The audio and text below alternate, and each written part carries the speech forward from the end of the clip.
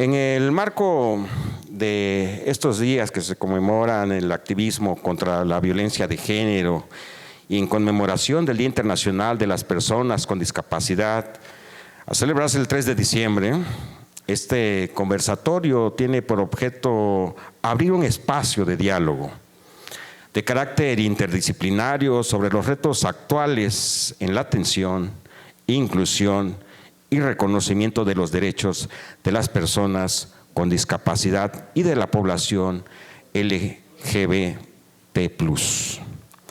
El propósito es generar conciencia, una conciencia de carácter institucional y social sobre las violencias interseccionales, la discriminación estructural y la necesidad de construir entornos accesibles, que sean empáticos y libres de cualquier estigma.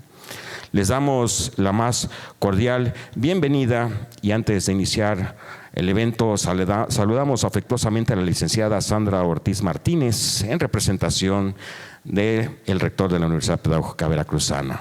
A continuación escucharemos con atención las palabras que dirigirá la licenciada Sandra Ortiz Martínez respecto a los tópicos que el día de hoy nos ocupan.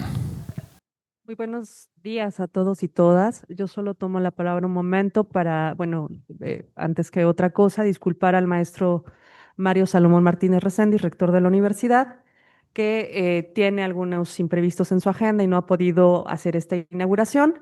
Él me pide que agradezca la participación de ustedes aquí el día de hoy, sobre todo por la relevancia del tema. Digamos que de repente son temas que parecen que no los tenemos cerca y sin embargo, después de escuchar, de aprender de las expertas, podemos descubrir que son realidades mucho más cercanas de lo que creemos, ¿no? Entonces, pues ojalá que este sea un conversatorio que nos llene de herramientas para ser más comprensivos y desarrollarnos mejor como educadores en esta sociedad veracruzana. Gracias por estar aquí el día de hoy. Asimismo, me permito presentar a la moderadora de este evento, la licenciada Claudia Aguilar Velázquez. Continuar con el programa, me permito leer la síntesis amplia curricular de la maestra Claudia Aguilar Velázquez. Ella cuenta con estudios en historia, actualmente se encuentra cursando la licenciatura en Derecho en el Instituto Consorcio Clavijero. Cuenta con diplomados en Derechos Humanos de las Mujeres, Administración Pública con perspectiva de género, Derecho Parlamentario, Derechos Humanos y perspectiva de género, todos ellos avalados por la Universidad Veracruzana. También cuenta con seminarios en técnica legislativa, en derechos humanos y técnica legislativa de género, políticas públicas y metodología del marco lógico con perspectiva de género, así como diversos cursos y talleres en lenguas incluyentes y no sexistas, transversalización de las perspectivas de género en la administración pública. En los medios de comunicación con perspectiva de género, mujeres contra la corrupción, derechos humanos y aproximaciones para su defensa de la Suprema Corte de Justicia para la Nación, derechos humanos de niñas y niños y adolescentes, entre otros. Es promotora de derechos humanos por parte de la CDHB. Del 2016 al 2018 fue jefa de la Unidad de Género de la Secretaría de Medio Ambiente del Estado de Veracruz. De noviembre del 2019 a julio de 2020 colaboró como técnica asesora en materia de género y derechos humanos de la Dirección de Asuntos Jurídicos del Ayuntamiento de Jalapa. Laboró en el Instituto Municipal de la Mujer como coordinadora del proyecto Empoderamiento Económico de las Mujeres Jalapeñas y actualmente colabora como enlace de género de la Subsecretaría de Educación Media Superior y Superior de la Secretaría de Educación de Veracruz y es secretaria del Consejo Consultivo del Instituto Veracruzano de las Mujeres. Por otra parte, también fungió como productora y conductora del programa de radio con perspectiva de género, Desconstrucciones, y también ha colaborado en mesas de trabajo para reformar distintas leyes en favor de las mujeres, adultos, mayores e infancia del Honorable Congreso del Estado de Veracruz. Ha trabajado también con grupos de mujeres víctimas de violencia familiar en las colonias periféricas de la ciudad de Jalapa y brinda asistencia tanatológica a familiares de víctimas del feminicidio. Muy buenos días, me da muchísimo gusto estar aquí. Gracias por acompañarnos en este conversatorio que forma parte de los 16 días de activismo contra la violencia de género y que se suma a la conmemoración del Día Internacional de las Personas con Discapacidad, que precisamente se conmemora hoy. Hoy abrimos un espacio para reflexionar sobre la diversidad humana, la discriminación estructural y la importancia de construir instituciones sensibles, accesibles y libres de estigmas. Este diálogo busca reconocer realidades que existen, aunque a veces se callen, y plantear caminos para atenderlas desde los derechos humanos. Agradezco la presencia de nuestras invitadas especialistas, quienes aportarán su experiencia en inclusión, salud mental y acompañamiento en poblaciones en situación de vulnerabilidad. Voy a presentar a nuestras ponentes. No solamente son personas que yo reconozco como excelentes profesionistas, sino también tengo el honor de nombrarlas mis amigas. Empiezo con la psicóloga Carolina Gisela Rodríguez Gómez. Ella es enlace institucional de género de la Dirección General de Telebachillerato ante la Unidad de Género de la Secretaría de Educación de Veracruz. Se encuentra registrada en el Registro Nacional de Personas con Competencias Certificadas, RENAP, en los estándares ECO 076 de evaluación de la competencia de candidatos con base en estándares de competencia. ECO 217, impartición de cursos en formación de capital humano de manera presencial grupal. ECO 301, diseño en cursos de formación de capital humano de manera presencial grupal, sus instrumentos de evaluación y manual de curso, y el ECO 366 en desarrollo de cursos de formación en línea. Es doctoranda de la pedagogía del sujeto de la UCIRED y CESDER. Estudió la licenciatura en psicología en la Universidad Veracruzana y la maestría en desarrollo humano en el Instituto de Psicología y Educación de la Universidad Veracruzana. También cuenta con la certificación de competencias docentes para la educación media superior y por el Sistema Nacional de Bachillerato. Ha cursado diversos diplomados como lo son Construyendo Saberes, Educación de la Sexualidad y Migración, diplomado en Liderazgo, Calidad y Competencias Directivas, diplomado en Competencias Docentes en el nivel medio superior y enfoque intercultural para docentes en bachillerato.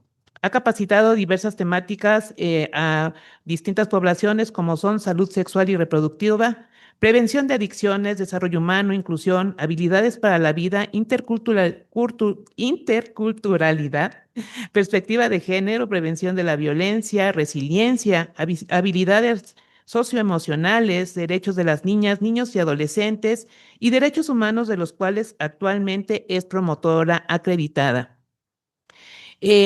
También actualmente desde la Nueva Escuela Mexicana ha colaborado en las guías de formación socioemocional como asesora académica y coautora de las guías de formación socioemocional de quinto y sexto semestre, así como la dosificación de progresiones de los 6 semestres y es parte de la Academia Estatal de Telebachillerato de Currículum Ampliado, donde coordina la formación socioemocional. También es creadora y coordinadora de programas a nivel estado que han tenido como finalidad el desarrollo integral del estudiante, de los cuales se desprende el diseño, planeación, realización de cursos, talleres, pláticas y material de apoyo para docentes y estudiantes.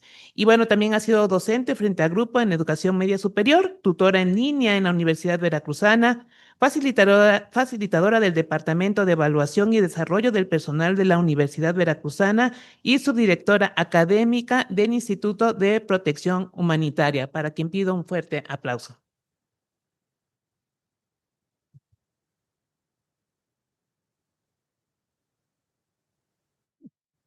Nuestra segunda ponente, la maestra Marta Alicia Delgado Portales, a quien le doy la más cordial bienvenida. Ella es licenciada en psicología por la Universidad Autónoma de San Luis Potosí. Ella cuenta con un taller por una vida libre de violencia para las mujeres de Veracruz, CIDEM, CESDEM y la Iniciativa Europea para la Democracia y los Derechos Humanos. Cuenta con un diplomado en Género y Políticas de Gobierno de la Universidad Veracruzana y el Instituto Veracruzano de las Mujeres y CIDEM AC. También tiene el taller de implementación de la Ley de Acceso a las Mujeres a una Vida Libre de Violencia por el Instituto Municipal de las Mujeres, UNIFEM. Diplomado en Género y Políticas de Gobierno por el Instituto Veracruzano de las Mujeres, por la Iniciativa Europea para la Democracia y Derechos Humanos. Tiene el curso de Justicia y Género, Reforma del Código Penal de Veracruz por la Universidad Veracruzana. Diplomado en Género, Justicia y Derecho por la Universidad Veracruzana. También cuenta con el curso taller Documentación en casos sobre interrupción legal del embarazo con perspectiva de género para la defensa estratégica de mujeres procesadas y sentenciadas por el Instituto Veracruzano de las Mujeres y el colectivo feminista AC. También cuenta con cursos en Derechos Humanos y Género por la Comisión Nacional de Derechos Humanos y curso Autonomía y Derechos Humanos de las Mujeres por la Comisión Nacional de los Derechos Humanos. En su experiencia profesional es facilitadora en el curso Caso de Estudio, Estrategia Integral de Prevención y Atención a Mujeres en Situación de Violencia en el proyecto denominado Hacia una Estrategia Integral de Prevención, Atención para disminuir la violencia contra las mujeres en el estado de Veracruz, en el marco de la prevención, atención, sanción y erradicación de la violencia contra las mujeres del programa de apoyo a instancias de las mujeres en las entidades federativas, el PAIMEF. El PAIMEF, exactamente. Facilitadora de las metas del seminario Reforma Constitucional en Derechos Humanos y Violencia de Género para el acceso a la justicia de las mujeres en el proyecto Protección de los Derechos Humanos a través de la prevención, atención de la violencia contra las mujeres en el estado de Veracruz, del programa de apoyo a instancias de las mujeres en entidades federativas. Consultora y facilitadora de la meta 11 de transversalidad, fortalecimiento a la implementación de la herramienta didáctica, los colores de la no violencia y seguimiento al proceso de apropiación en el sector educativo. Taller de atención psicoterapéutica con perspectiva de género al Instituto Municipal de las Mujeres de Jalapa. Curso taller en sensibilización en perspectiva de género a personal de la Fiscalía Coordinadora Especializada de Investigación de Delitos de Violencia contra las Mujeres, Familia, Niñas, Niños y Trata de Personas. Conferencia Estereotipos y Discriminación para el Consejo Veracruzano de Investigación Científica y Desarrollo Tecnológico de la Secretaría de Educación de Veracruz. Plática en CEDAW. Estereotipos sociales basados en género para personal de la Subdirección de Planeación de la Unidad de Planeación, Evaluación y Control de Educación de la Secretaría de Educación de Veracruz. Implementación del curso taller Indicadores y Consecuencias de la Violencia para el fortalecimiento de capacidades del funcionariado de la Procuraduría de la Protección de Niñas, Niños y Adolescentes del municipio de Jalapa, Veracruz. Conferencia Género y Feminismo para el fortalecimiento de capacidades del funcionariado de la Procuraduría de Protección de Niñas, Niños y Adolescentes del municipio de Jalapa y el conversatorio El amor romántico y sus peligros con la Dirección General de Cultura de Paz y Derechos Humanos del Gobierno del Estado de Veracruz. Maestra Marta, bienvenida. Y para que pido un fuerte aplauso.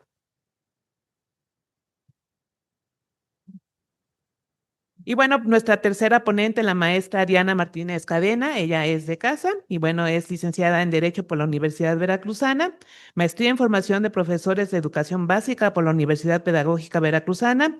Ella tiene la certificación de datos personales de nivel senior por la normalización y certificación y organismo de la certificación de personas EMA y SIGE, certificado Transparencia, Acceso a la Información y Gestión Documental, Escuela Superior de Archivista y Gestión de Documentos de la Universidad Autónoma de Barcelona. Promotor en Derechos Humanos por la Comisión Estatal de Derechos Humanos del Estado de Veracruz. Doctorado en Políticas Penales del Centro Veracruzano de Investigación y Posgrado. Diplomado en Derechos Humanos en la Práctica, Tribunal Superior de Justicia de Guerrero, Escuela Judicial. Diplomado en Mediación Escolar por la Universidad de Jalapa. Perito en Prevención, Diagnóstico de Violencia de Género y Feminicidio por el Instituto Nacional de Desarrollo Jurídico. Perito de Victimologías Específicas de la Federación Mexicana de Criminología y Criminalística AC, con colaboración del Colegio Mexicano de Ciencias Forenses.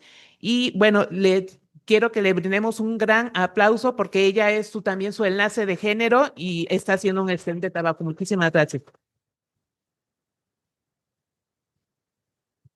La dinámica del conversatorio será la siguiente. Tenemos 4 bloques. con cada uno con 2 preguntas y cada ponente contará con aproximadamente 5 minutos por intervención. Para comenzar, me gustaría que abramos la conversación desde lo más cotidiano, la forma en que aprendemos, a mirar a las personas que son diferentes a nosotras y a nosotros. Y muchas veces no es mala intención lo que excluye, sino los prejuicios y las ideas heredadas. Con esta mirada amplia, les planteo a nuestras ponentes la primera pregunta, quien desee responder. La primera pregunta sería, en el primer bloque, diversidad y derechos humanos.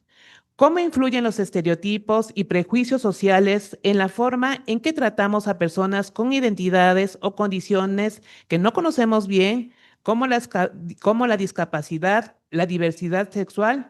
Y también voy a incluir aquí a la población indígena. Tenemos 5 minutos para contestar. Quien desee de nuestros ponentes. Hola, muy buenos días. Es un tema difícil de explicar y en muy poco tiempo. Los estereotipos funcionan como filtros que distorsionan la manera en que vemos y tratamos a las personas. Cuando no conocemos una condición, como la discapacidad o la diversidad sexual, solemos llenar de ese vacío con ideas heredadas, mitos, miedos o juicios. Desde mi experiencia en acompañamiento a víctimas, he visto cómo estos prejuicios generan prácticas de exclusión, incluso sin mala intención. Asumir que una persona con discapacidad no puede, que un adolescente trans está confundido o que una mujer con discapacidad siempre necesita ser representada por otro. Esos sesgos afectan el acceso a la educación, la salud, la justicia y la vida comunitaria. Y lo más grave es que normalizan la violencia. Por eso insistimos en que la perspectiva de derechos humanos para reemplazar prejuicios para información, trato digno y reconocimiento de la autonomía. Y aquí yo solo quiero comentar algo ya de manera personal y lo que he visto en mi trayecto de formación. Cuando yo era pequeña, tenía un vecinito que su familia llegó a arrendar cerca de mi casa y le decían el loquito. Y yo no entendía qué pasaba con él, no hablaba, no se expresaba, pero sí era como, lo entendía yo como violento. Y bueno, yo andaba mucho en mi bicicleta y entonces un día me jaló el cabello, entonces me dio miedo. Era el loquito. Con el tiempo me enteré que no era loquito. Y en la región le decían que era sordo mudo, que era mudito. Y de verdad como me llamó mucho la atención, porque ahora que estoy más cercana con estos temas, me di cuenta qué abandono estaba este joven, porque eso que llamábamos, porque éramos niños, porque nos daba miedo su forma de tratarnos, no estaba loquito, era un niño no atendido, un niño en donde sus padres no supieron cómo, o qué instancias o qué hacer con él para darle una mejor educación. Esos son de los primeros acercamientos que yo tuve de lo que yo crecí. El señor que reparaba mi bicicleta, porque yo era ciclista, le decíamos el mudito.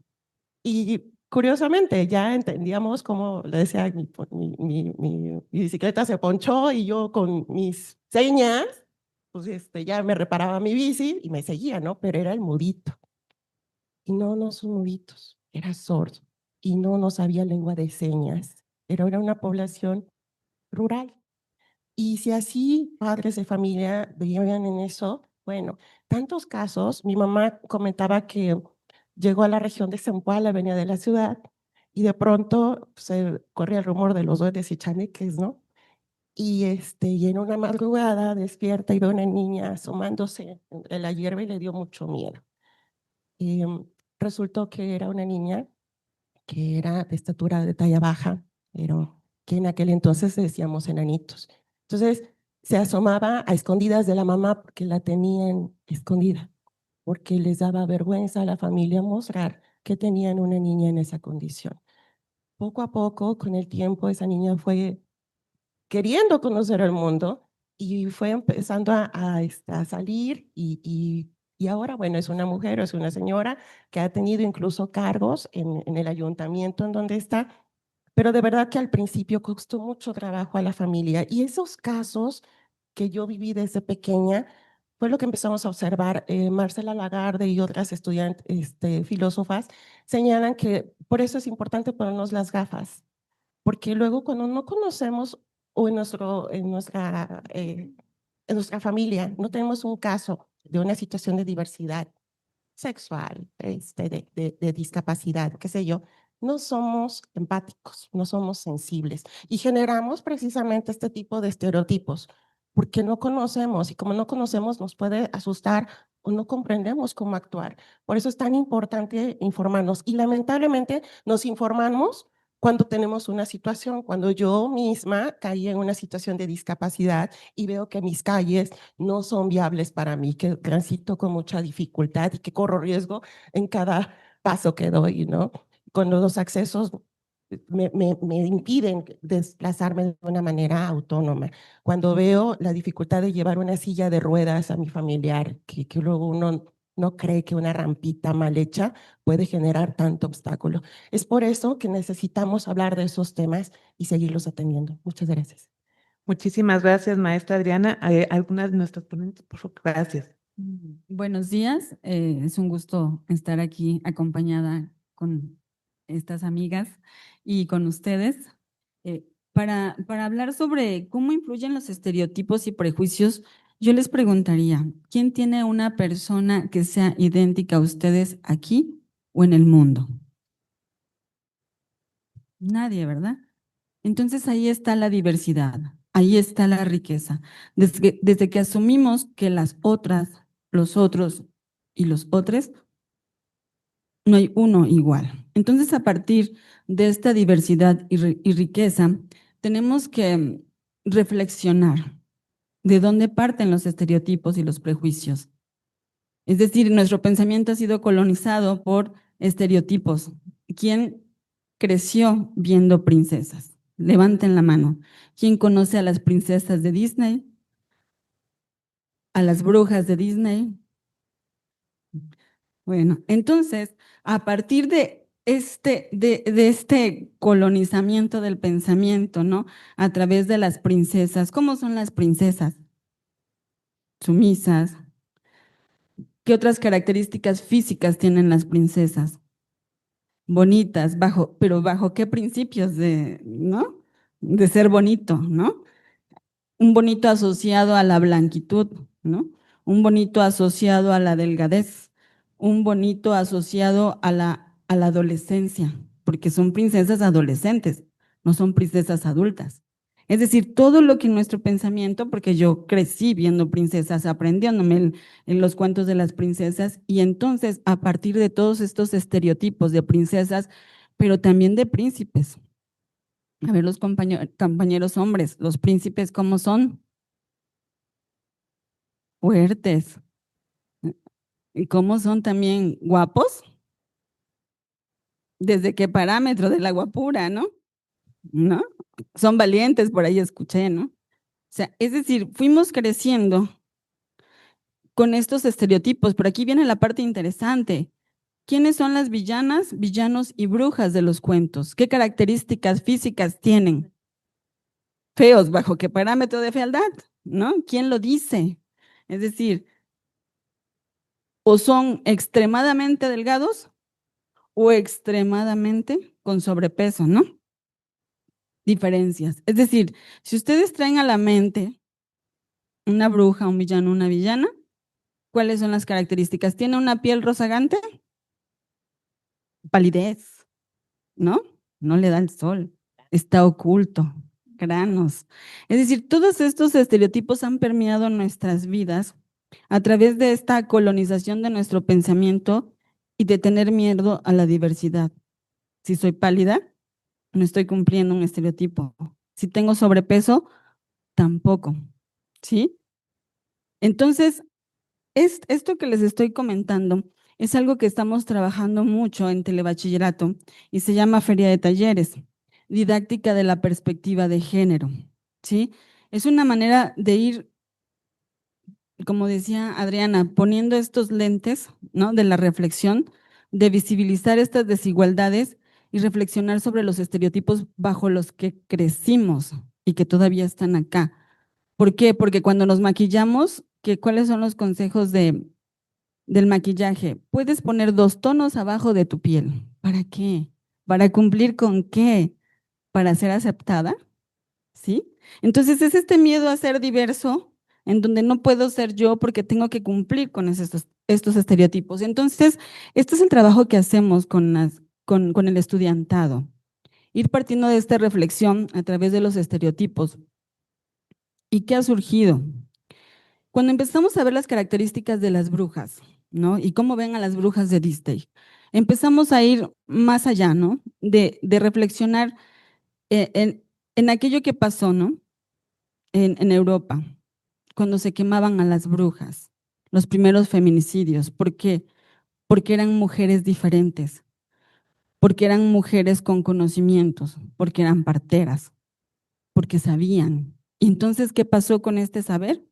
Lo eliminamos, las quemamos, que no existan, que no se vean. Y entonces, cuando trabajamos esto con el estudiantado, bueno,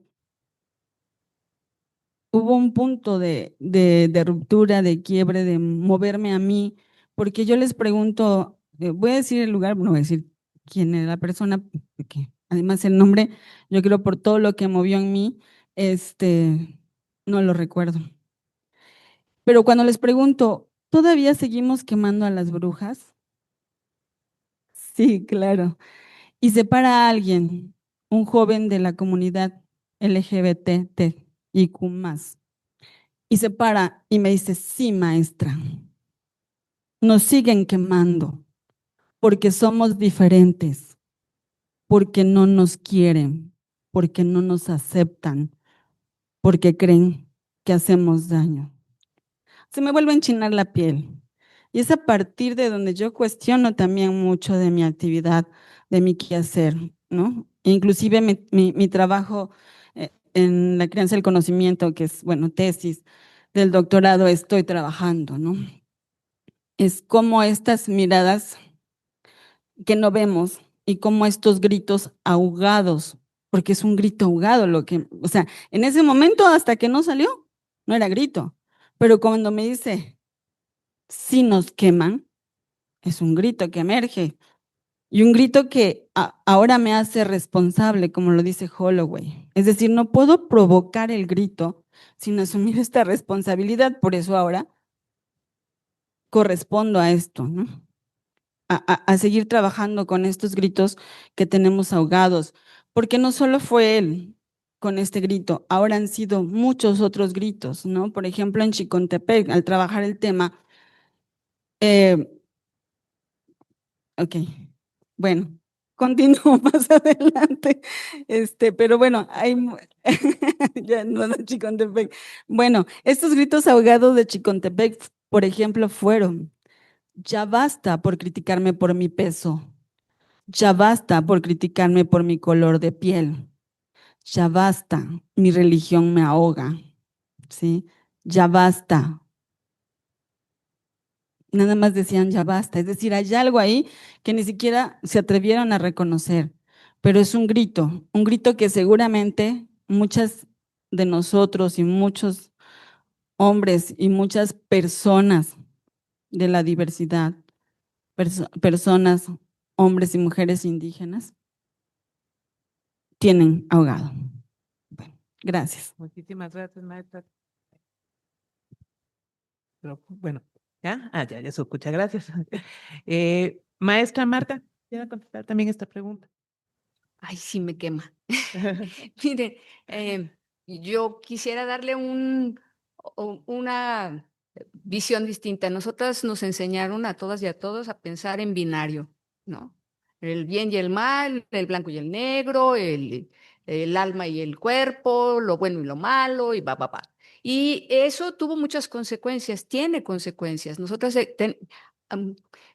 acuérdense que una cosa es lo que aprendemos y otra cosa es lo que introyectamos, ¿no? Entonces, traemos introyectado todo aquello que hemos vivido sin cuestionarlo, ¿no? ¿Y qué es lo que hemos vivido sin cuestionar? Pues todo lo que nos han modelado y moldeado. Y entonces, en nuestra base, porque hace un momento que platicaba con el licenciado, estábamos hablando de la cuestión del pensamiento crítico y le decía yo, pues sí, nosotros tendríamos que favorecer un pensamiento crítico en las personas, pero pues eso es cuestión de docentes, ¿no? Pero y mis docentes, los que me enseñaron a mí, ¿no? Y los que enseñaron a mis docentes, alguien tiene que cortar esa cadena. Nosotros tendríamos que entender que el blanco y el negro, el tú eres bueno y yo, y no como se dicen, si yo estoy bien, tú estás mal, ¿no? Tendríamos que dejar de pensar así. Porque claro, ahora que hemos visto un montón de cosas de información, de puntos de vista y de ideas y de vidas que son afectadas por este tipo de pensamiento, pues podríamos decir, bueno, es que no necesariamente, ¿no? Si yo soy buena, no necesariamente tú eres mala. Si mi punto de vista está bien, no necesariamente el tuyo está mal, ¿no? Porque cada persona tiene una manera de ser feliz y de identificarse en la vida, pero queremos a fuerza estar en esas clasificaciones que de alguna manera hacen que discriminemos, ¿no? Y hace un momento yo decía, si en algo todas y todos somos iguales, es en que somos diferentes, ¿no? Y tan respetable es la diferencia de allá para acá como la de aquí para allá, porque yo digo, ¿quién es más diferente, tú de mí o yo de ti? ¿Y quién es más respetable? Y en ese sentido tendríamos que llegar a este punto en donde la dignidad humana, pues es la dignidad de todas las personas exactamente igual, ¿no? Yo puedo decir de la ropa de alguien que se le ve preciosa y que me encanta y que jamás me la pondría, ¿no? Y entonces estoy respetando a la persona. Y ese es un asunto que tendríamos que, entiendo que la mayor parte de aquí son personas que están ejerciendo la docencia. Y la docencia para docentes, que esa es la parte todavía más importante. Las personas que trabajamos con personas necesitamos hacer una reflexión y un movimiento de nuestros pensamientos en donde no sea la tradición la que nos diga que así va la cosa, porque no va así, ¿no? Lo hemos visto por cómo estamos, no va así, ¿no? Entonces, ¿qué necesitamos nosotros para poder llegar a hacer todos estos cuestionamientos al alumnado? Pues cuestionarnos primero. No porque lo blanco sea blanco es bonito y no porque lo negro sea negro es feo o es malo o es, ¿no? Fue muy simbólico la manera que se han utilizado los colores, por ejemplo, ¿no? Entonces, ¿qué es un estereotipo? Bueno, el estereotipo es la conclusión a la que llegamos como generalizamos a partir de estos bueno, malo, blanco, negro, etcétera, ¿no? Y entonces, ¿cómo lo sostenemos con los prejuicios? ¿No? Si él es negro, seguro es malo, ¿no? Si él es gay, seguro es pederasta, ¿no? Si ella se arregla mucho, seguro es tonta, ¿no? O sea, esas cuestiones que estamos manejando en inconsciente. El problema es que es en inconsciente porque son introyectos. La única manera en que nos podemos manejar ante esto es sacar esos introyectos, volverlos, decía Freud que no, pero es que el inconsciente lo es hasta que pasa al consciente. El inconsciente no lo manejamos, pero el consciente perfectamente sí. Y eso creo que lo podemos entender, aunque no seamos psicólogas ni psicólogos, y lo podemos hacer porque es vida. Ya para no enredarme. Muchísimas gracias. Vamos con la siguiente pregunta. Desde su experiencia en atención a mujeres y espacios educativos, ¿por qué es importante que instituciones y comunidades desarrollen sensibilidad y apertura hacia la diversidad? ¿Quién guste? Está claro.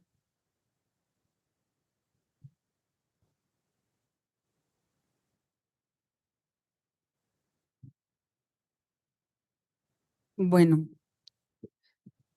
¿por qué trabajar y sensibilizar a la docencia?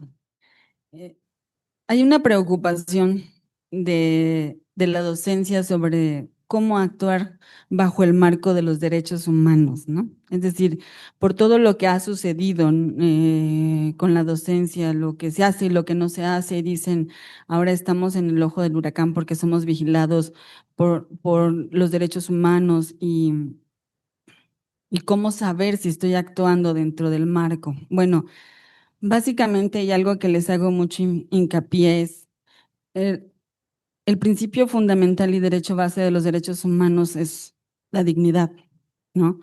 Y en la manera que nosotros reconozcamos dignas a las personas, las vamos a reconocer valiosas. Y si yo reconozco valiosa a Adriana, valioso al compañero que está allá en la bocina, valioso a quienes están allá, valiosas. Voy a actuar en el marco de los derechos humanos, ¿sí? Es decir, reconociendo esa valía. Hablábamos del prejuicio y del estereotipo en la pregunta anterior y Rogers habla de la aceptación positiva incondicional. Es decir, cómo me encuentro con la otra y con el otro, ¿no? Y a partir de ese encuentro, si ese encuentro es aceptación positiva incondicional, no voy a tener un prejuicio. Es decir, no voy a tener una idea, como decía Marta, ¿no? Es decir, no voy a acercarme que porque si es güera, que porque si es hombre. Es decir, voy a aceptar positivamente a las personas. Y si yo empiezo a aceptar positiva e incondicionalmente a la otra, al otro y al otro, entonces no actuaré bajo ningún prejuicio. Entonces ya estaríamos actuando bajo el marco de los derechos humanos y es decir, siempre tener presente que todas, todos y todes somos únicos, irrepetibles y dignos. Y en eso es suficiente, porque no tendríamos que existir, varias somos promotoras de derechos humanos.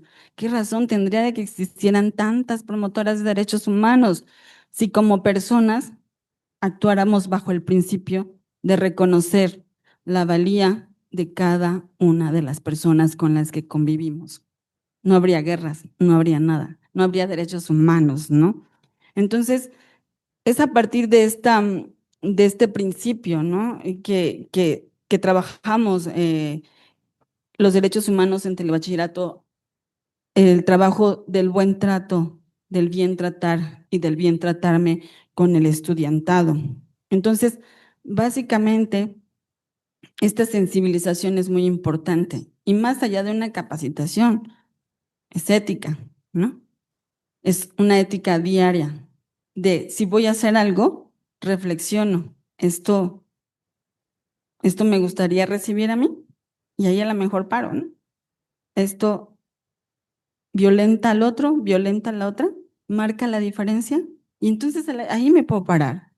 Entonces es importante esta parte del reconocimiento de la dignidad de todas las personas para trabajar, actuar y convivir bajo un marco de derechos humanos. Gracias. Muchísimas gracias. ¿Alguna de nuestras ponentes, maestra Adrián? Porque la diversidad no es una teoría, es la realidad cotidiana de nuestras escuelas y comunidades, atendiendo a mujeres, jóvenes LGBTIQ+, y personas con discapacidad. Veo que la falta de sensibilidad institucional genera barreras, revictimización, trámites inaccesibles, comentarios que lastiman, decisiones sin perspectiva de género o sin considerar la identidad de la persona. La apertura institucional evita violencias y previene daños. Una escuela o dependencia que reconoce la diversidad toma mejores decisiones, ofrece rutas de atención adecuada y garantiza derechos. No se trata de hacer grandes cambios, sino de ajustar el trato, escuchar y diseñar políticas que no dejen a nadie afuera. Porque me interesa citar así como lo hice. Y quise leerlo porque no quise que se me pasara ningún detalle. Nosotros estamos en una universidad y como educación superior tenemos que revisar si lo que estamos haciendo, si nuestra política educativa corresponde precisamente y está atendiendo a esas necesidades educativas específicas. Por ejemplo, si realmente estamos siendo accesibles con las personas que nosotros estamos atendiendo, si el trato que estamos dando es un trato digno, si tenemos ubicada a la población que estamos atendiendo, porque no sabemos, o sea, cuánta población tenemos en situación de discapacidad, cuánta población indígena y de qué manera, igual con la población de la diversidad sexual, de qué manera se está atendiendo este sector. Ellos se sienten a gusto, se sienten se mueven de manera autónoma dentro de la institución, porque una de las cosas a las que estamos obligados es que precisamente todas las personas se manejen en espacios, si bien libres de violencia, pero también de manera autónoma, porque ellos no les gusta depender de nadie. A ellos les gusta sentirse que pueden hacer las cosas de manera independiente, no que alguien más use la voz. Y algo de las cosas que sí me he encontrado como barreras institucionales en diferentes sectores educativos es precisamente de entrada la prohibición de la inscripción a una persona que consideramos diferente. Y por desconocimiento, pero también porque no quiero hacer mi quehacer, porque es mi discurso de estoy imposibilitado, no tengo las condiciones, pues mejor no lo acepto de entrada, ¿no? O ya ni modo, ya aprobó el examen, está dentro, pero entonces me ocupo de darlo de baja lo antes posible. Y como institución tenemos que tener un marco normativo bastante robusto, el cual estamos obligados a precisamente, si bien atender a ese sector y hacer los ajustes razonables, que quiere decir que si no tengo las condiciones, pues me capacito, busco la forma de poder dar atención a esa población. ¿Por qué? Porque si no estamos atentando contra ¿qué? Un montón de derechos, el derecho a la educación, el sano desarrollo, el esparcimiento, la salud, porque todo implica más, y de hecho, pues, por eso me traje mi cartilla de los derechos también, porque nos están diciendo que también tenemos que atender no solo al marco normativo que nos aplica, sino también a otras normas y demás. Hay mucho por hacer, pero sobre todo sensibilizarnos. Si no sabemos que sí hace falta y de entrada me niego a atender a este grupo, pues ya estamos mal y no estamos cumpliendo. Pero además, de verdad, yo he visto la diferencia de un buen acompañamiento institucional a población, a grupos vulnerables, cuando hacen precisamente acciones afirmativas, cuando aplican los ajustes razonables. La permanencia de este sector logran permanecer y culminar, y su proyecto de vida mejora, no solo para la persona que culmina su profesión, sino también para la familia que lo arropa y que lo acompaña en ese proceso. Gracias. Muchísimas gracias, maestra Adriana. Gracias. Pues, miren, yo tengo una idea de que, soy psicóloga, y hablo mucho como psicóloga. Yo tengo la idea de que mientras mejor estén los que están en nuestro entorno, mejor nos va a los demás. Y también esta idea de que una sociedad solo se construye a partir del trato que le damos, sobre todo a las personas que están en situación de vulnerabilidad, ¿no? ¿Qué hacemos con las personas? Son nuestras, ¿no? Entonces, ¿por qué es importante que vamos en las aulas, vamos a decir? Pues primero, por lo que decía, ¿no? Nos corresponde. Nosotras nos metimos en esto y nos corresponde legalmente responder.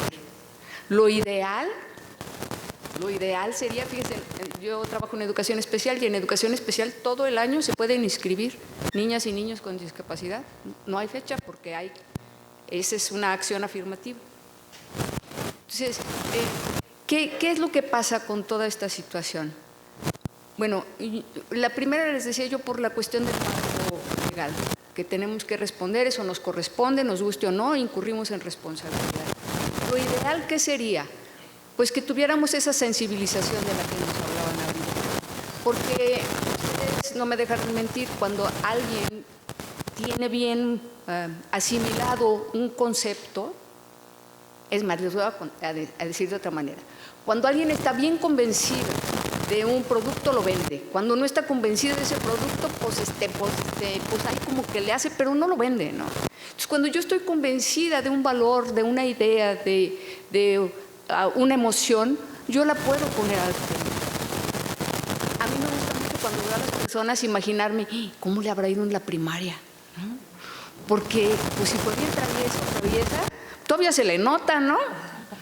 Si tiene un nombre raro, pues no le debe haber ido tan bien, ¿no? No, hay una pequeña, o sea, cosas que nosotros podemos saber y que podemos saber desde nuestra propia experiencia qué pasó en esos ambientes y cómo nos afectan. Entonces, yo creo que cuando nosotros podemos meternos en esa perspectiva, poder entender que así es apelo a la empatía, poder entender que así como a mí me pudo haber ido, le pudo haber ido a otro, ¿no? Solo pensemos las veces que nos sentimos diferentes en cualquier sentido.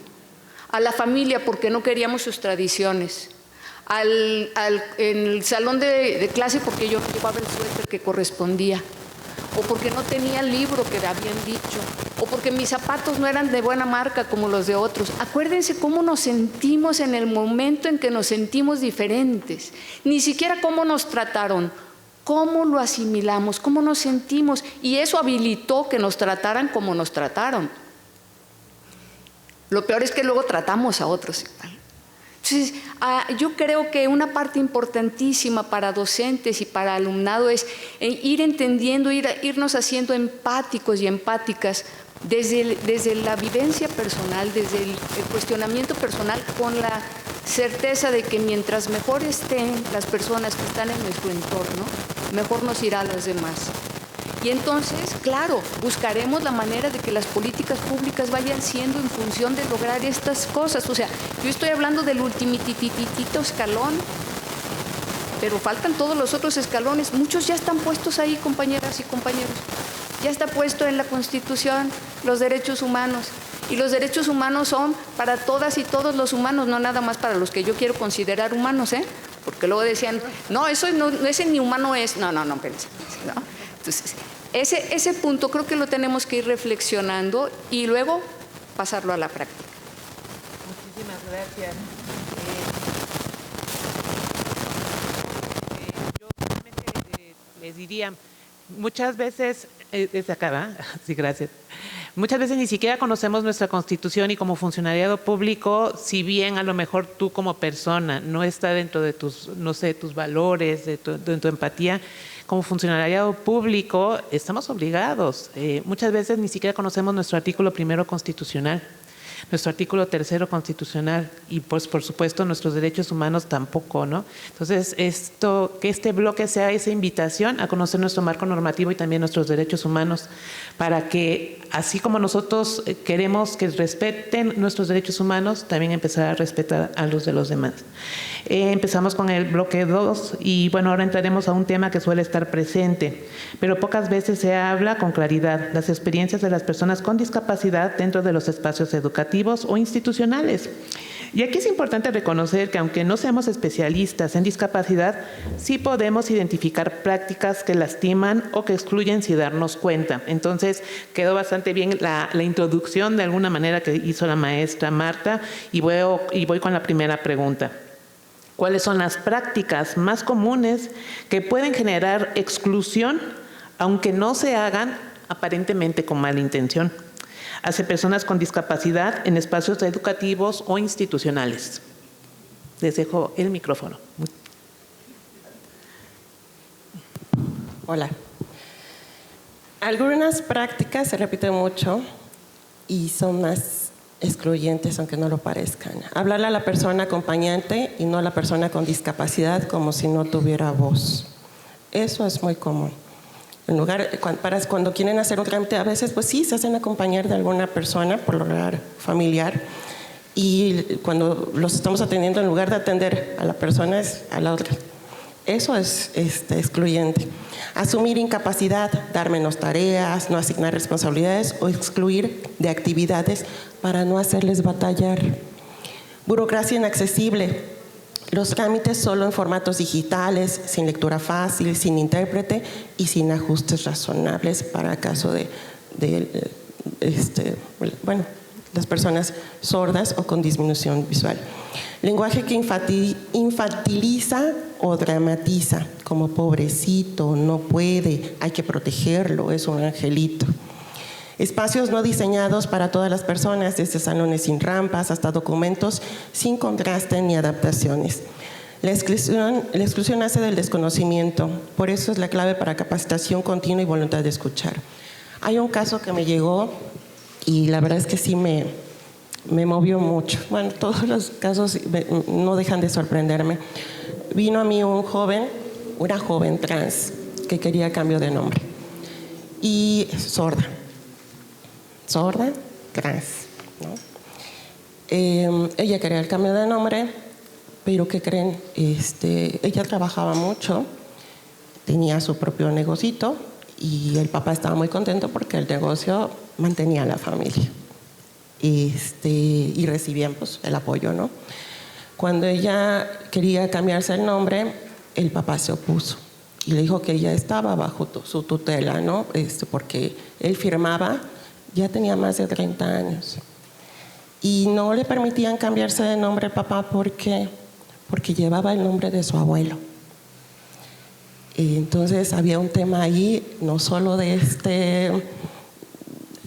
que no me gusta que cambies el nombre, sino también el tema de que todos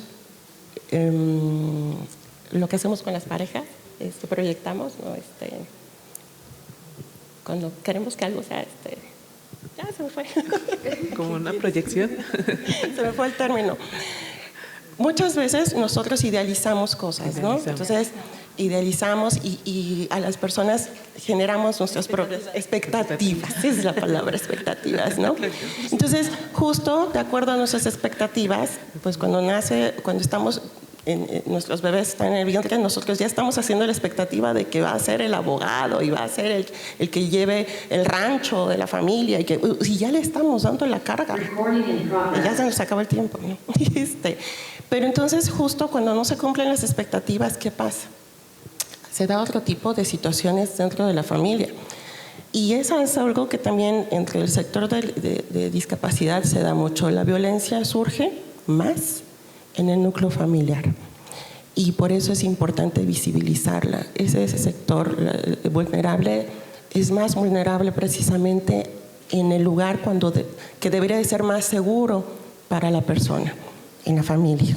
Entonces es importante por eso que las personas reciban más información para saber qué instancias acudir, si necesitan ayuda como familia, pues poderles brindar ese acompañamiento y puedan detectarlo. En el caso de esta chica trans, no se logró hablar con el padre, pero sí se logró cambiar el nombre, que era lo que ella quería llamarse, como quería llamarse y ser quien quería ser, sin necesidad de depender de otra persona.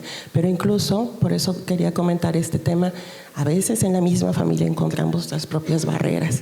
Por eso tantas personas, en el caso de la población LGBTIQ+, salen de sus hogares, porque no encuentran un lugar seguro, un lugar en donde ellos puedan sentirse libres de expresar y ser quien ser, y salen huyendo. Y por eso hay deserción escolar y además también mucho intento de suicidio, que es un tema que nosotros nos preocupa y ocupa. Gracias. Muchísimas gracias, maestra Adriana. ¿Alguna de nuestras ponentes? ¿Sí? Bueno, Claudia mencionaba el marco legal y justo lo retomo en esta pregunta porque hace mucho sentido. El artículo 3 constitucional dice: corresponde al Estado la rectoría de la educación, la impartida por este, además de obligatoria, será universal, inclusiva, pública, gratuita y laica. Y en su inciso F dice: será inclusivo al tomar en cuenta las diversas capacidades, circunstancias y necesidades de los educandos. Con base al principio de accesibilidad, se realizarán los ajustes razonables y se implementarán medidas específicas con el objetivo de eliminar las barreras para el aprendizaje y la participación. Bueno, entonces cuando nosotros, ahorita que leo el artículo 3 en su inciso F, y nosotros somos, nosotras y nosotros somos docentes frente a grupo, que hay una carga así como de, o sea, además de todo esto tengo que ser inclusivo, ¿no? Y entonces cuando estamos trabajando con los docentes frente a grupo, con la docencia frente a grupo, tienen miedo. O sea, lo que no se dice es miedo, ¿no? Se dicen muchas cosas, ¿no? El rechazo, el por qué lo tengo que aceptar, no me han capacitado, no me pagan por eso. Esos son los gritos de la docencia, ¿no? Porque hablaba yo desde el principio los gritos del estudiantado, pero también hay gritos de la docencia. Y entonces la Constitución nos los dice muy claro: ser inclusivo, pero tenemos que tener todos los mecanismos para que esto se garantice, ¿no? Y me decían, o sea, todo lo que hago y ser inclusivo, ¿no? Y todo lo que había mencionado Adriana sobre los ajustes razonables que se tienen que hacer en la infraestructura, ¿no? En la evaluación sobre todo. Entonces, lo que yo he podido notar, ese miedo, ¿no? A siquiera matricular. Porque sí me han hablado exalumnas, maestras que no quieren recibir a mi hijo que tiene discapacidad motriz. Me dicen que no hay lugar. Sí, yo conozco el tema, ¿no? Yo conozco las condiciones. Y ¿se puede negar? No. Hay que conocer el marco legal, efectivamente. Pero entonces empieza esta parte que yo empecé en el primer momento. En el primer momento sobre la dignidad, ¿no? Sobre la valía, sobre la diversidad y además, pues el marco legal. Entonces, es hacer estos ajustes razonables, generales, para las diferentes condiciones específicas y partir que aunque no haya discapacidades aunque no haya personas con discapacidad en las aulas, no todos aprendemos igual. Porque sí estamos enfocados en todos los ajustes razonables que se tienen que hacer, pero es que no solo son esos ajustes razonables. Creo que nadie de los que estamos aquí aprendimos igual, ¿no? Entonces es desde ahí, desde esta diversidad, desde esta observación que tenemos que hacer de las personas y desde esta docencia que puede encontrarse con las otras, con los otros, es ahí donde puede haber esta facilidad y pueda fluir un ajuste razonable. Porque la primera barrera que he notado es el miedo y la crianza de muchas y de muchos docentes, ¿no? Y de decir no. Y simplemente me cierro. Entonces, por eso la exclusión se genera desde ahí, desde mi temor a reconocer que todas, todos y todes somos diversos. Gracias. Muchísimas gracias. Maestra Marta, acá ten el micrófono. Gracias. Por más que le doy para abajo, no. Hablamos de cómo de repente discriminamos sin darnos cuenta, ¿no? Cómo minimizamos sin darnos cuenta. Lo primero es eso, cuando no nos damos cuenta, cuando no nos queremos dar cuenta, ¿no? Y cuando no, pues, estando en un espacio educativo, no nos ponemos al corriente de muchas cosas, ¿no? Fíjense que es curioso, pero incluso en las áreas educativas alguna vez me preguntaron, bueno, ¿y cuál es el término ahora de moda, no? Para las personas con discapacidad. Y dije, ¿término de moda? Pues es que han cambiado mucho. Yo dije, cierto, pero es que no han captado cuál es el concepto. Cuando hubo esa modificación en la Constitución, en donde entraron los derechos humanos, ¿no? Como garantía nuestra, pues. Entonces, a partir de ahí, lo que se dijo fue, todos y todas somos personas. Entonces, cuando yo hablo de una persona con discapacidad, se dice persona con discapacidad y no discapacitado. Porque cuando yo digo discapacitado, lo único que estoy viendo de esa persona es su discapacidad. Que por cierto, nosotros tenemos parte en que eso se viva como discapacidad, ¿no? La discapacidad es un resultado del entorno y la interacción que tiene la persona con ese entorno que le lleva a estar en déficit. Bueno, aparte de su déficit físico que pueda tener o mental, pero que nosotros no proporcionamos esos ajustes para que puedan acceder, ¿no? Entonces, cuando yo digo discapacitado, le estoy poniendo una etiqueta en donde estoy tapando todas las demás características, y la realidad es que una persona con discapacidad es como una persona con el cabello corto. O sea, es una característica más de la persona. Claro, yo tendría que atender lo que esa característica exija en un momento dado o requiera, pero no es esa parte solamente la persona. Entonces, a veces cuando hacemos eso, es que es discapacitado, no lo quiero ni ver porque no sé ni cómo tratarlo y entonces, ¿qué hago, no? Y tengo razón, me da miedo. Entonces, prepararme es lo que me puede ayudar. Pero para todo eso, seguimos necesitando tener conocimiento, o sea, leer, buscar, ¿no? Comprometerme en ese sentido, y por el otro lado lo que yo requiero es realmente que el compromiso sea a nivel personal, porque, insisto, si no tenemos la conceptualización de la situación, no nos va a salir el argumento, no nos va a dar ganas de pensar en esta criatura que requiere, no me va a dar para la empatía, ¿no? Entonces, yo creo que esta parte, como en todo, tenemos estas dos cuestiones, ¿no? El marco legal, a esto le entramos y todos los compromisos que tiene, y que si la inclusión para nosotros se convierte en algo muy natural, no va a ser una carga extra. Eso yo se los puedo asegurar. Muchísimas gracias, maestra Marta. La siguiente pregunta dentro de este mismo bloque sería: ¿cómo podemos fortalecer entornos más empáticos y respetuosos para acompañar a personas con discapacidad desde una mirada humana, pedagógica, y yo aquí agregaría psicológica también? Empezamos. Ahora sí, tiene que ser el micrófono. Ok, bueno, está bien, voy yo. Primero, cambiando la mirada. La discapacidad de cada persona, sino en un entorno que no se adapta.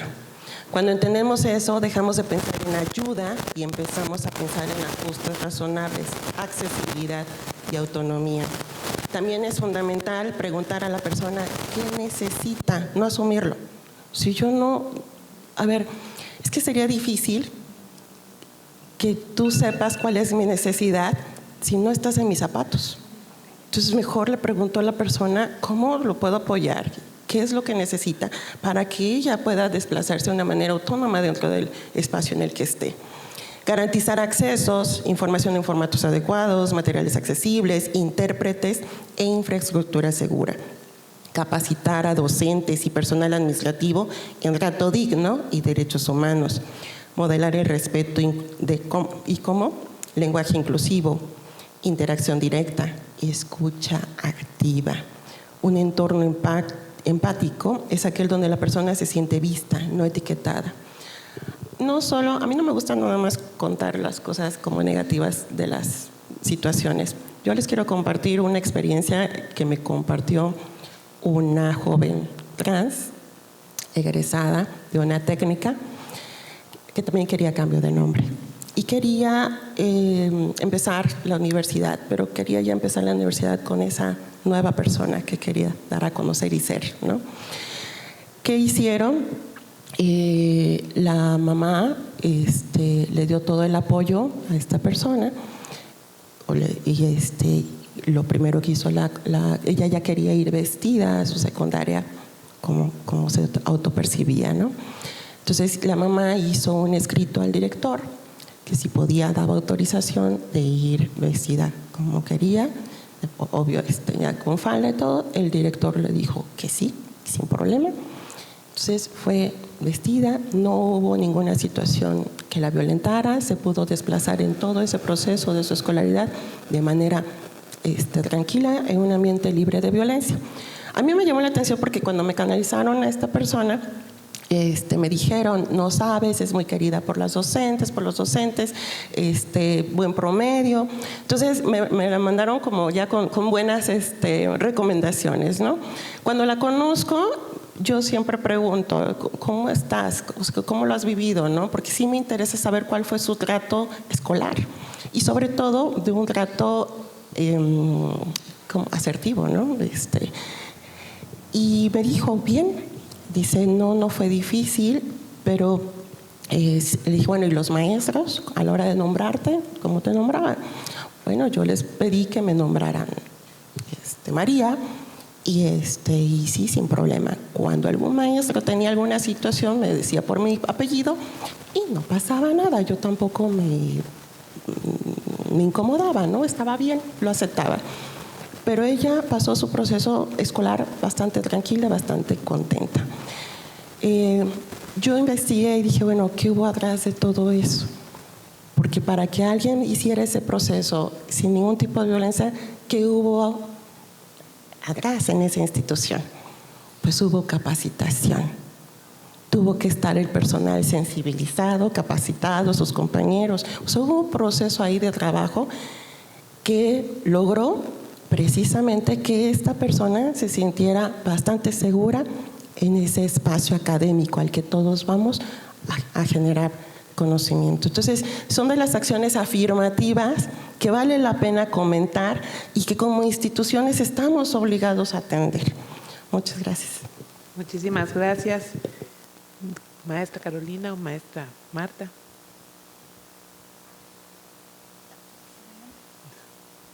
Yo en realidad creo que las cosas que nos comentaste ahorita, Adriana, redondean bastante la pregunta, ¿no? La pregunta, para ser concretos con la pregunta. E insisto en que una cosa que puede ayudar mucho es tratar de ubicar a ese ser que está frente a nosotros como una persona, ¿no? Que por cierto ese es un problema bastante fuerte que tenemos en sociedad, ¿no? De repente creemos que persona es una, pero no otros. Entonces, si yo la considero así, yo creo que puedo acudir a entender que seguramente la ha pasado difícil pues por eso, ¿no? Porque en México toda diferencia se vive como desigualdad, ¿no? Y yo les decía hace rato, pues ¿quién es más diferente, no? Y no tendríamos por qué ser desiguales. Entonces, mi propuesta aquí más bien sería en esta misma línea para no sobreabundar, porque ya estuvo bastante claro, pues esta parte, ¿no? De no olvidarnos que frente a nosotros está una persona que siente, que sufre, que desea, que quiere y que tiene una manera de ser feliz que muy probablemente no sea exactamente igual que la mía y que tiene el mismo derecho, ¿no? Muchísimas gracias. Bueno, pues acá acaba de decir Marta una palabra mágica, feliz. Todos tenemos derecho a la felicidad, ¿no? Entonces, si yo me quiero feliz, si yo quiero feliz al mundo, entonces siempre voy a actuar bajo un marco de los derechos humanos, de reconocimiento de la dignidad, de la libertad personal y de la igualdad. Es decir, en cuanto yo asuma que todas las personas son dignas, de que todas y todos y todes somos iguales y que tenemos esta libertad personal y reconocemos todo eso, pues vamos a ser felices. Gracias. Muchísimas gracias. Vamos a pasar ahora a un grupo que también enfrenta prejuicios fuertes desde edades muy tempranas. Niñas, niños y adolescentes y jóvenes de la comunidad LGBT+. Su bienestar emocional se ve profundamente influido por el trato que reciben en la escuela, en la familia y en la comunidad. Vamos con la primera pregunta de este bloque, diversidad y género. ¿Cómo impactan la discriminación, el lenguaje ofensivo o la falta de información en el bienestar emocional de niñas, niños y adolescentes y jóvenes de la comunidad LGBT? Y sobre todo quisiera que aquí nos ilustraran. Es muy fácil ahora en redes sociales lanzar un comentario desde el anonimato de mi pantalla para lanzar un comentario en la vorágine de violencia que se va dando muchas veces con este grupo. Entonces, sí me gustaría, muchas veces no nos damos cuenta precisamente como dice la pregunta, ¿no? ¿Cómo impacta este lenguaje ofensivo o la falta de información en el bienestar emocional de esta población? ¿Quién de nuestras ponentes quisiera empezar? Bueno, si quieren. ¿Cómo afecta?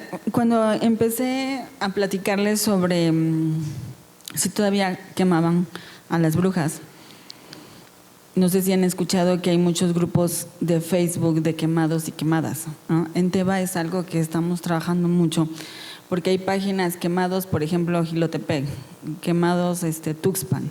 Y en estas páginas de quemados literalmente sucede lo mismo que las hogueras.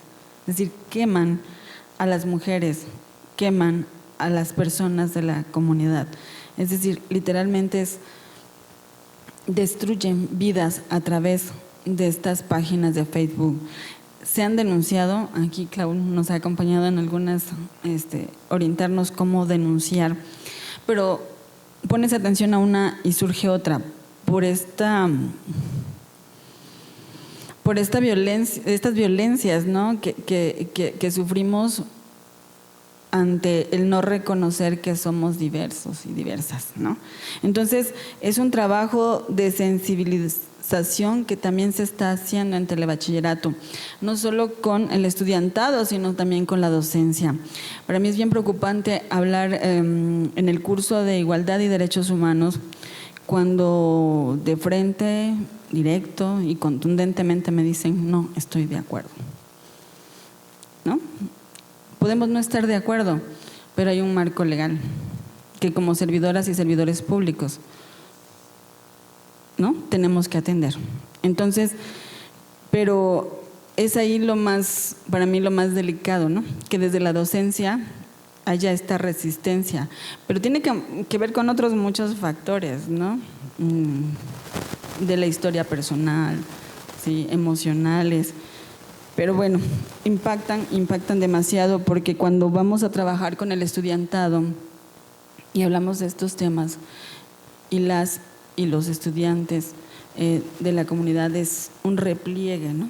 Pero cuando ya se ven que estamos en la aceptación positiva e incondicional de todas las personas, es como, bueno, va, me atrevo a salir, me atrevo a mostrarme.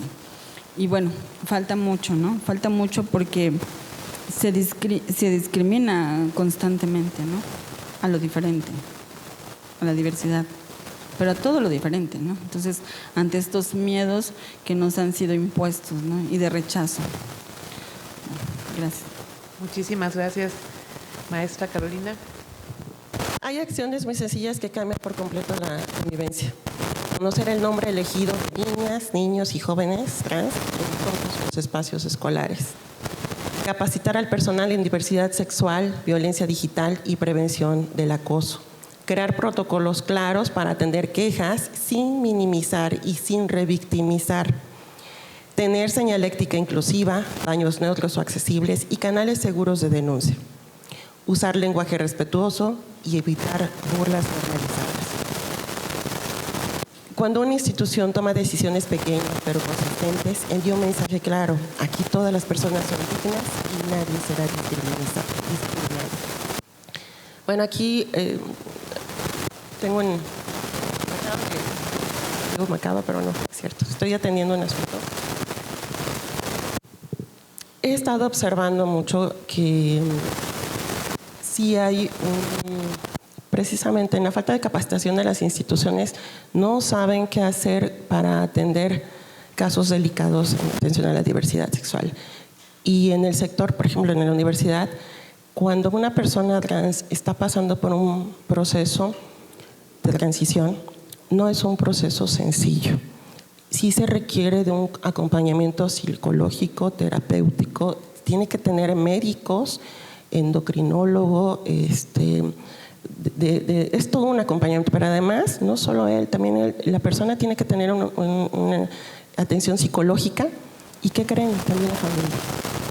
La familia también tiene que tener ese acompañamiento psicológico para poder arropar a esa persona que va a vivir esa transición, que no es una transición fácil, es una transición dura.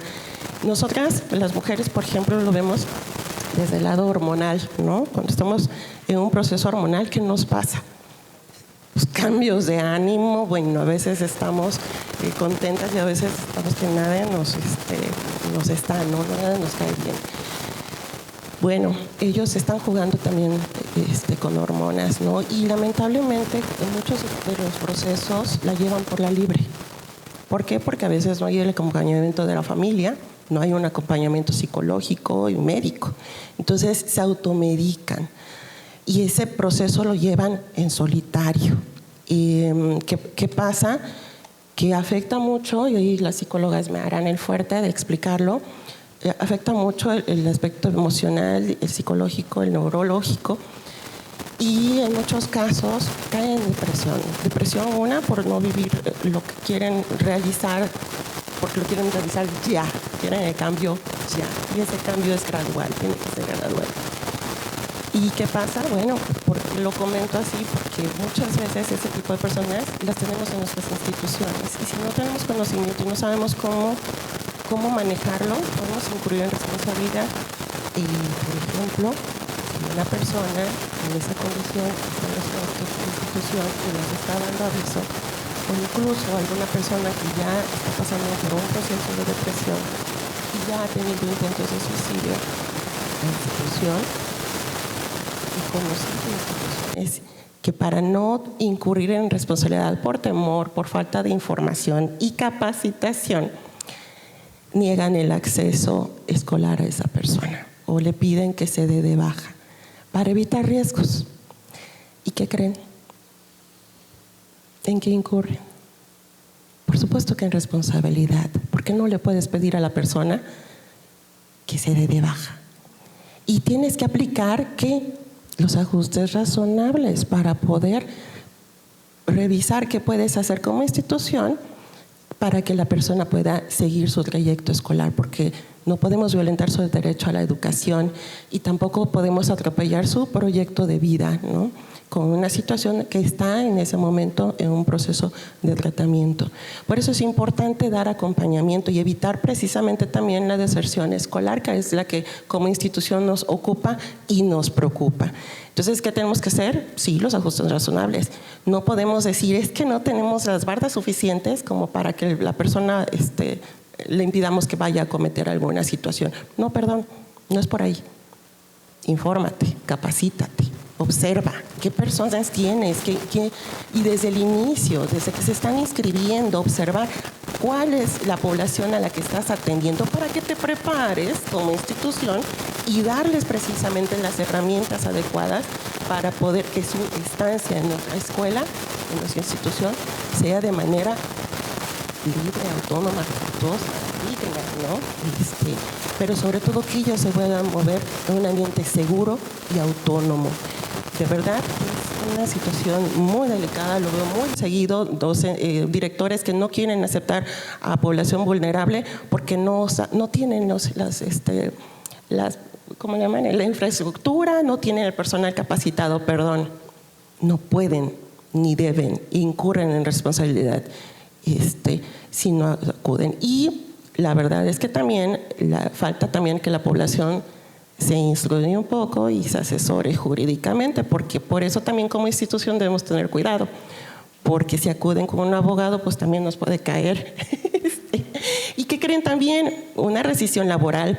En la UV hace 2, 3 años, me parece, que efectivamente un maestro ridiculizó a un alumno, no quería nombrarlo como el alumno le había solicitado, y hubo una rescisión laboral. Hay rescisiones laborales por no acatar la norma, por querer seguir teniendo sus propias ideas, ¿cómo le decíamos? Los prejuicios, ¿no?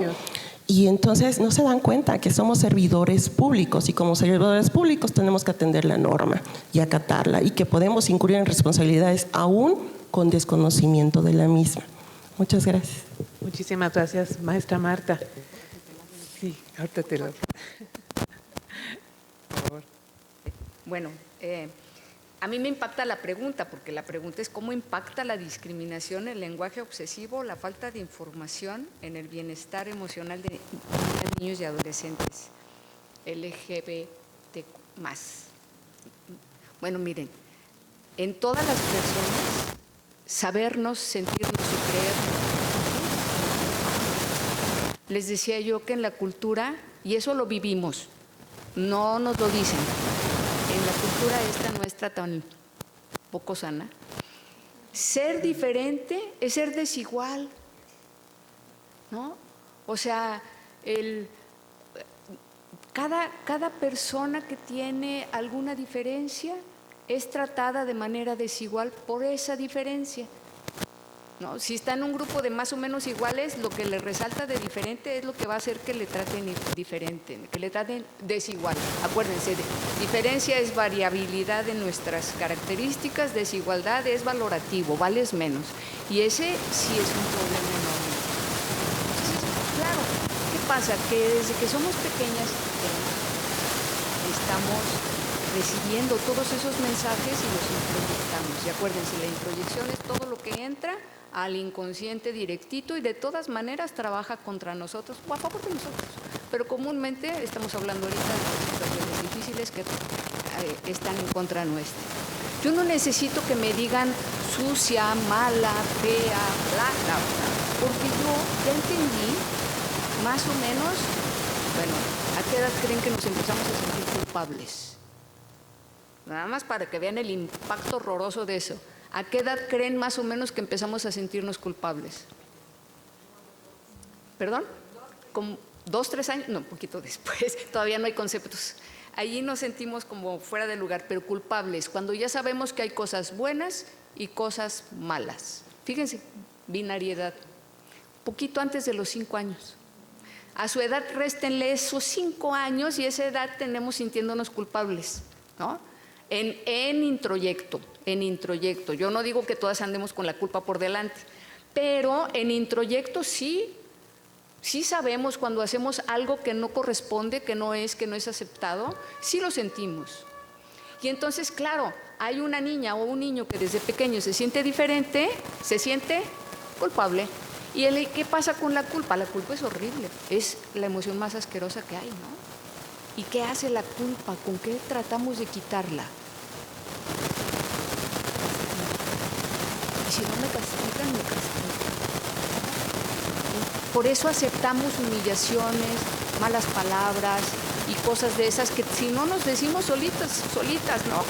Entonces, claro, esto todavía, ahora aventémoslo a más macro y entonces en la sociedad, vamos a decir en la familia, que a veces eso es grave, ¿no? No me dicen que está mal ser gay, pero hablan mal, ¿no? Hacen cacería de brujas sin hacerla, pero la hacen, ¿no? Dicen, no, es que eso, si no sé qué, y ahí está sentado. ¿No? Entonces, claro, todo eso va impactando ¿en qué? En la salud emocional de las personas. Y entonces, claro, nos espantamos cuando le decimos algo que no quiere escuchar esa niña o ese niño o esa muchacha o ese muchacho que quiere que le llamen diferente y se pone como, ¿no? Y decimos, ¿pero por qué?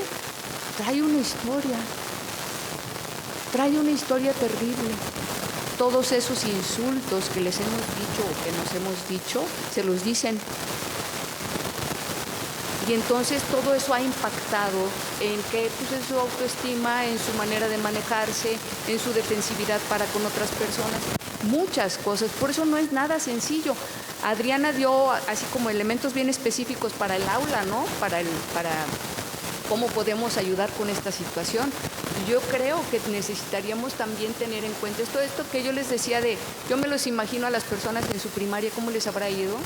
Luego yo pienso en las personas que digo y que se siente y que se nota que se siente diferente, cómo habrá vivido ese sentirse diferente desde su infancia y a dónde le ha llevado. Y créanme que ahí la empatía duele. Entonces, yo sí tomemos en cuenta los puntos que dio Adriana, que ya no me voy a meter en eso, pero sí quisiera que entendiéramos, porque sí, realmente impacta y mucho la discriminación. El punto de todo es la discriminación. Y compañeras, compañeros, mientras más diferente sentimos al diferente, menos persona lo hacemos. Y mientras menos persona lo viva, más violencia ejercemos. Una invitación a que allí le demos un poquito, hay mucha carnita para otros temas, pero ahí dejo esa semilla. Sí, muchísimas gracias. Y precisamente quería retomar esta misma pregunta que nuestras psicólogas en el área nacional, ahora sí me voy a brincar un poco este guión. Me gustaría que les dijeran a nuestras compañeras y nuestros compañeros, y porque después van a ver esto, el alumnado, cómo exactamente se siente una persona que es constantemente humillada, que es ese proceso ofensivo. Por ejemplo, ¿qué es la depresión? ¿Cómo entran en depresión? El número tan creciente a veces de suicidio. Lo que pasa es que a veces no lo entendemos hasta que sabemos exactamente qué siente la otra persona. no lo nombramos y decimos, ay, bueno, pues lanzamos la ofensa y la actitud, y no consideramos qué está exactamente sintiendo la persona, aunque no es no es todos van a sentir, todas van a sentir lo mismo, seguramente debe haber una particularidad.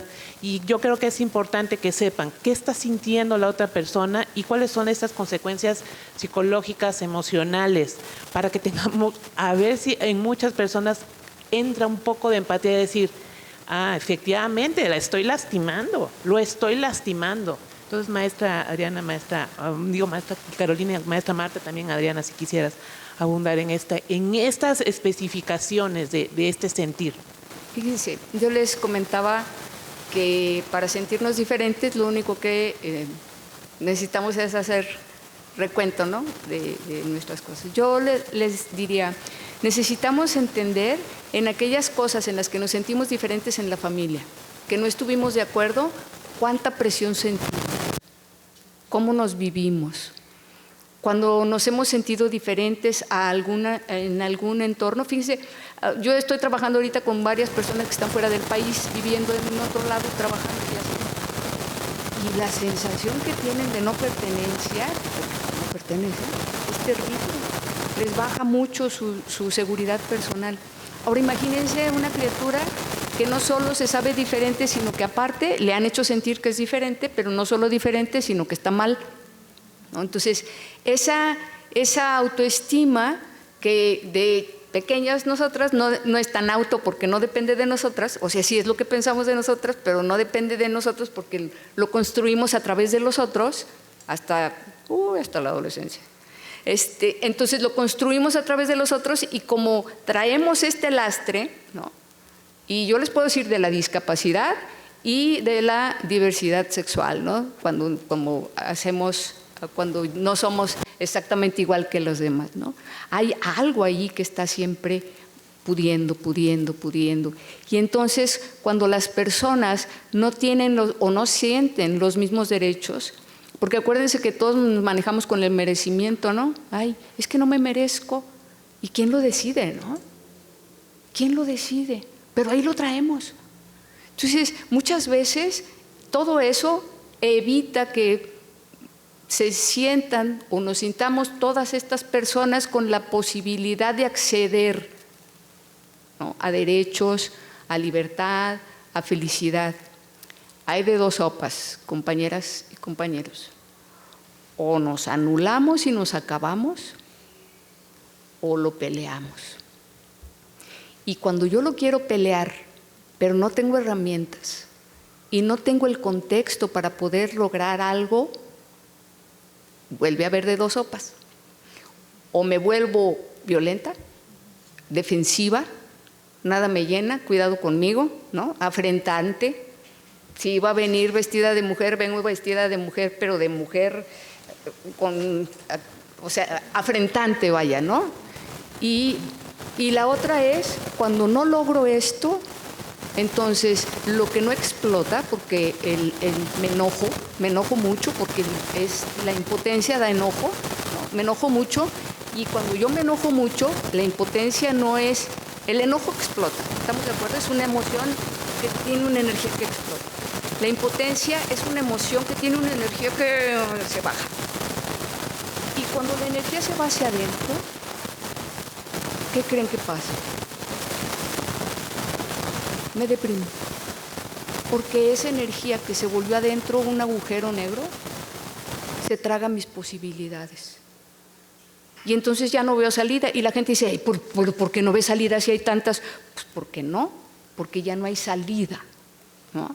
Bueno, si llega a ver, pues no estoy poniéndome dramática, pero me refiero al proceso, que es bien difícil, que es muy pesado y que nos habrá pasado a nosotros en algunas ocasiones, ¿eh? Pues tuvimos un enojo horrible, no pudimos sacar, estuvimos muy impotentes y al rato andamos bajitos.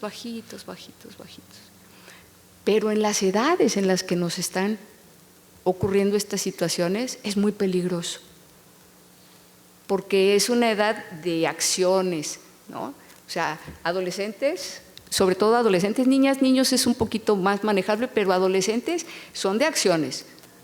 pueden pasar cosas muy feas y muy difíciles. Con esto quiero decir que no depende exactamente de nosotros su depresión, ni que depende exactamente de nosotros que los podamos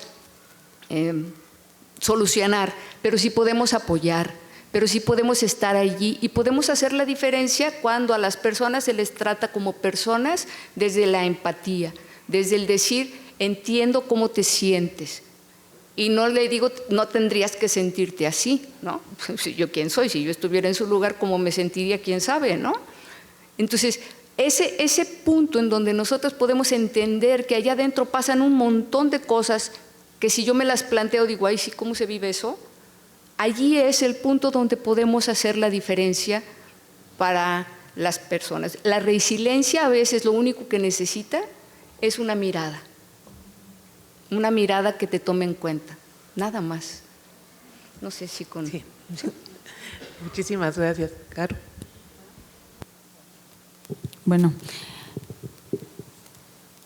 la maestra Marta lo dijo muy bien y esta parte es con el estudiantado, pero ¿qué hay de la docencia? Es decir, estamos hablando hacia allá, pero también hacia acá hay, ¿no? Es decir, hay un derecho que se llama el desarrollo libre de la personalidad. Este desarrollo libre de la personalidad es para todas las personas. Estamos hablando de cómo pudiera sentirse alguien de la diversidad de la comunidad como estudiante y qué hay como docencia. Cuando en la docencia nos encontramos amigos, ¿no? Amigas, y me comentan cómo se sienten, porque es negarse, ¿no? A sí mismos, ¿no? La autopercepción. Y decir, no puedo ser yo, ¿no? Porque tengo que limitarme, porque estoy a la vista y estoy a merced de la crítica, ¿no? Entonces, volvemos a lo mismo, ¿no? Es también trabajar como docentes con nosotros, con nosotras y con nosotras. Permitir este desarrollo libre de la personalidad del estudiantado, y luego me dicen, y nosotros y nosotras, pues también tenemos ese derecho. Y es bien complicado, porque dicen, ¿cómo ser yo, no? ¿Cómo ser auténtico, auténtica, no? Cuando se nos limita, ¿no? Y esto a nivel personal me pasa, ¿no? Es decir, hay algo que en telebachillerato, y creo que me voy a adelantar un poco porque tiene que ver esto. Los reglamentos escolares en su momento se transformaron en acuerdos de convivencia, cosa que son violatorios de los derechos humanos, así, pero cañón, ¿no? Pelo corto, ¿no? Sin pintarse, cabello recogido, y bueno, y todos los que no nos gusta estar así, ¿no? ¿Cómo me cuesta? En lo personal a mí me cuesta, es decir, cuando me dicen, Caro, nos uniformamos, y yo de, ay, color, díganme el color, porque la ropa quizás no me la voy a poner igual que ustedes, ¿no? Y es entonces cuando yo me reconozco diferente, o sea, a mí, por ejemplo, la mesa me limita, o sea, yo quisiera estar allá caminando, ¿no? Entonces, reconocerme desde este desarrollo libre de la personalidad mío, y entonces trabajar a nivel personal con la docencia, ¿no? Y hablaba yo de este código de formación que en telebachillerato se está trabajando justo para respetar el desarrollo libre de la personalidad. ¿Por qué? Porque hacer limitante y violatorio no nos permite ser felices, ¿sí? Es decir, a muchos nos agobia a lo mejor el propio uniforme, el cabello corto, el cabello recogido. Entonces son tantos detalles que a veces nos pueden limitar y no ser felices con no construir un autoconcepto sólido, una autoestima alta, que es justo lo que nos preguntabas, Clau. Es decir, ¿qué pasa con todas estas personas? Pues no hay valía, ¿no? O sea, no se sienten valiosos, no se sienten dignos, no se sienten dignas, no se sienten merecedoras, hasta que hay un trabajo personal. ¿Qué se puede hacer desde las aulas? Observar, ¿no? Observar qué está pasando, porque si bien empieza por una tristeza, una desvalorización, puede pasar a una depresión, ¿no? Y entonces estamos en el momento de canalizar. Pero también el trabajo personal con la docencia para mí es súper importante. En todos los modelos educativos y en todas las reformas que me han tocado durante mi servicio, se habla del desarrollo integral del estudiante, pero también tiene que haber un desarrollo integral de la docencia, porque no va a bajar nada si la docencia tampoco tiene un desarrollo integral y no es feliz. Entonces, y bueno, sumarle esta parte de los códigos de formación que entre el bachillerato pues estamos por lanzar, que ojalá y se lancen, porque justo es, ¿no?, esto que se puede hacer. Muchísimas gracias. Adriana, ¿quisieras agregar algo? A mí, yo trabajo con grupos vulnerables. En particular, en el sector de discapacidad, las personas en situación de discapacidad con sordos y con la población LGBTIQ+, con las personas trans, pero también con las personas de población indígena. Y la verdad es que observo un común denominador. Es bien difícil cuando lo manejan de manera libre, en solitario. Ayuda más cuando se manejan en grupos, porque se sienten más acompañados, más arropados. En el caso de la población de los jóvenes sordos, acabo de tener la experiencia bien bonita, como se diría, de ver cómo unos niños de entre 4 y 6 años estaban recibiendo clases, pero no estaban siendo atendidos porque no tenían un intérprete maestra, una maestra que supiera lengua de señas. Y bueno, encontraron a Dulce Zamora, que ustedes la conocen. Entonces Dulce los empezó a recibir a petición de los padres que les diera acompañamiento.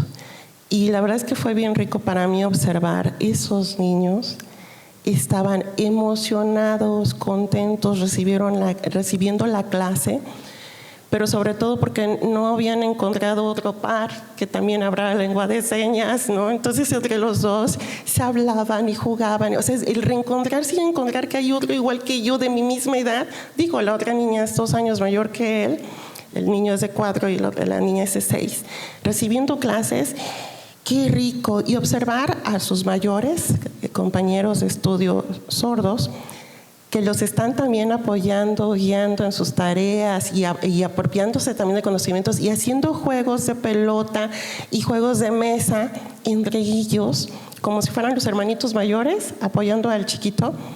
Viéndolos en ese contexto, no, o sea, yo estaba que no, quizás a mí eso me mueve mucho, pero es lo que te motiva a seguir con con estos temas, porque cambia mucho el proyecto de vida de un niño que se siente en su medio y que se puede comunicar con sus pares y que hay más personas iguales a ellos que entienden lo mismo, que han vivido lo mismo. Ahora, los mayores, los sordos mayores, no quieren que los chiquitos vivan lo mismo que pasaron ellos. Por eso se quieren capacitar y por eso también quieren ser maestros para poder apoyar a los que vienen. ¿Pero qué creen?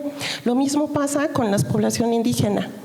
Como han vivido tanta discriminación, entonces los que están estudiando quieren regresar a su población y ser maestros, para que no se pierda su lengua, y para seguir dando ese acompañamiento, porque la vivieron muy dura, porque su trayecto fue muy difícil, hubo muchas barreras.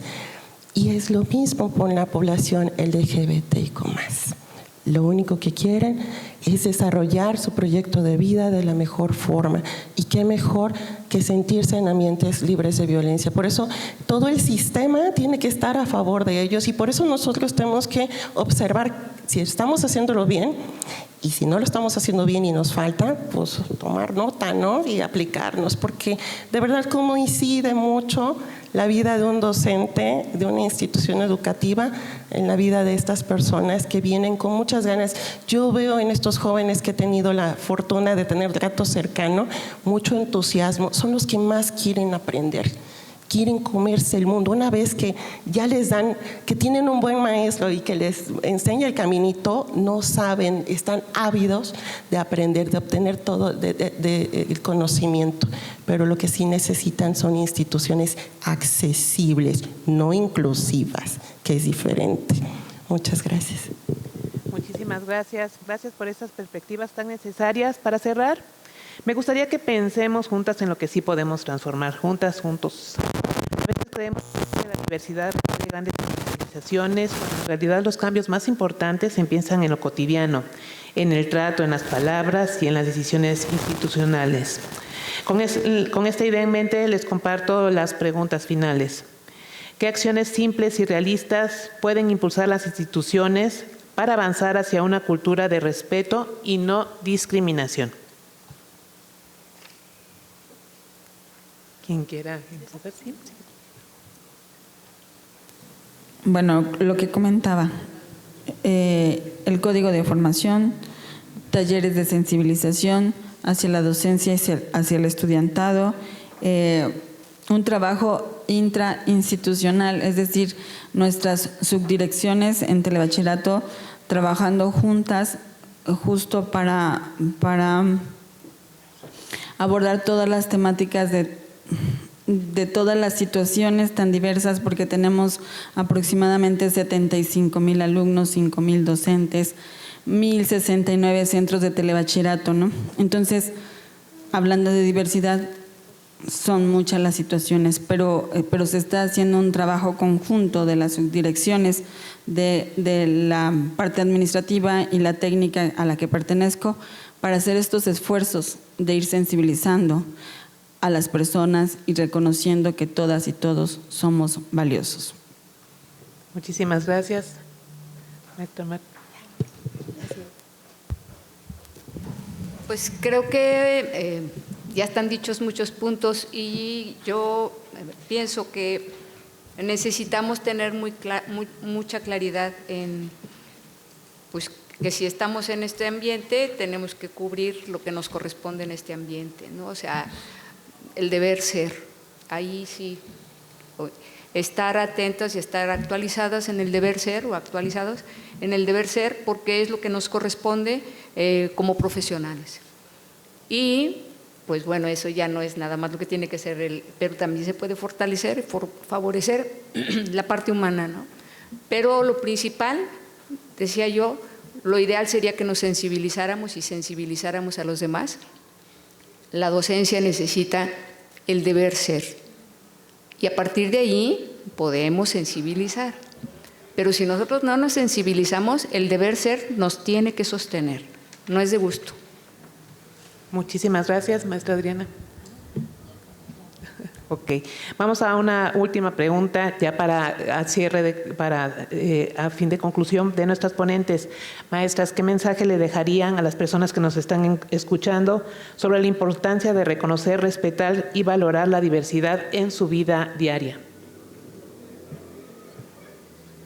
Bueno, creo que lo principal es la importancia es la autosatisfacción, ¿no? El respeto a una misma, el sentirse bien, sentirse agradecida, sentirse contenta, sentirse orgullosa de sí misma y sabiendo que este derecho de sentirnos bien también tiene un compromiso que es que impacte en las demás personas. Somos sociedad, necesitamos y proveer, ayudar, dar, también nos da sentido en la vida, ¿no? Nadie puede trabajar para sí mismo, verse a sí mismo y estar solamente con sí mismo y estar a gusto. Es el poder brindar a los demás y a los demás parte de lo que hemos logrado es muy importante. Creo que eso es a nivel personal. A nivel profesional ya les comentaba, ¿verdad?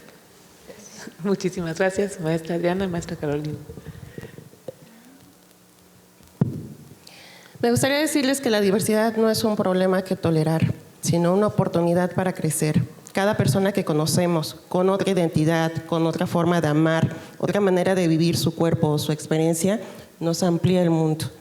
Respetar la diversidad es cuidarnos entre todas y todos, es decidir que nadie merece violencia por ser quien es. Y también es una forma de libertad, Cuando respetamos la identidad del otro, defendemos también nuestro derecho a vivir sin miedo. Muchas gracias. Muchísimas gracias, maestra Caro.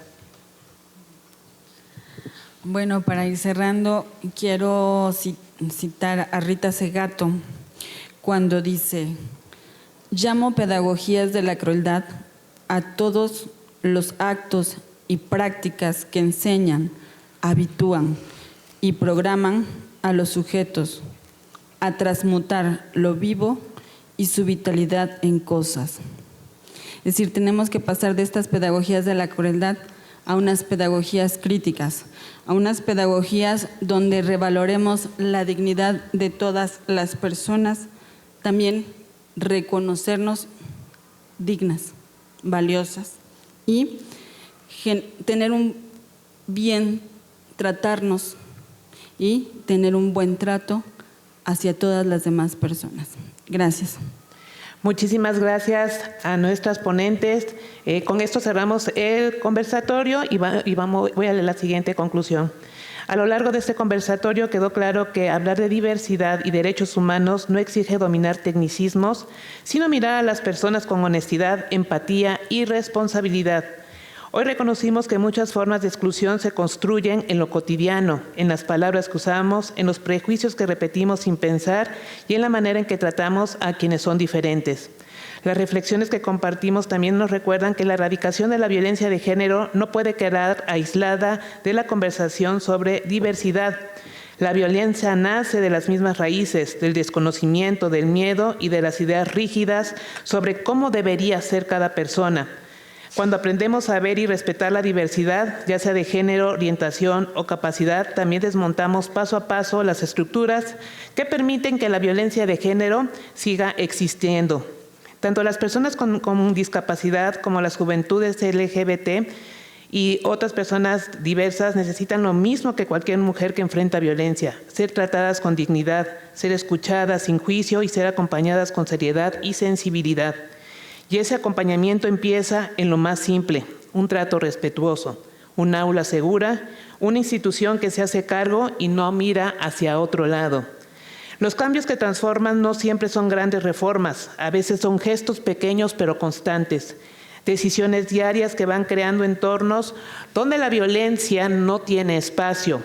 Porque cuando cuidamos cómo nos relacionamos, también prevenimos y desactivamos la violencia en todas sus formas. Que este diálogo nos impulse a seguir construyendo espacios educativos y comunitarios más justos, más sensibles y más libres de violencia, porque cuando respetamos la diversidad, también fortalecemos la posibilidad de una vida sin miedo para todas, todos y todes. Y bueno, quiero expresar mi grande agradecimiento y respeto por la licenciada Carolina Gisela Rodríguez Gómez, por la psicóloga Marta Alicia Delgado Portales y por la maestra Adriana Cadena. Veracruz, Gobierno del Estado.